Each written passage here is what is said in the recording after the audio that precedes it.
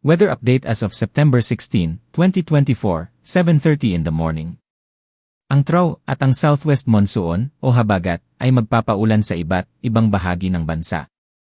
Sa Luzon including Palawan, may mga malalakas na pag-ulan na may kasamang mga isolated thunderstorms at gustly winds o bugso ng hangin hanggang September 21.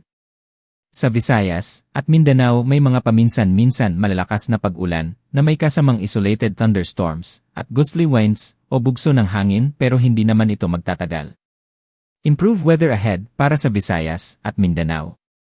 Ang cloud cluster na 98W sa loob ng Philippine Area of Responsibility na napaloob sa trough at southwest monsoon o habagat. Sa initial 4 to 5 days forecast.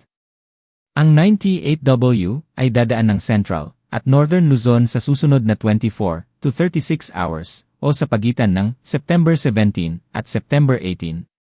Ito ay papuntang direksyon ng Southern China at Vietnam area. Ito ay patuloy binabantayan sa mga posibleng mga pagbabago at ang epekto nito sa Pilipinas.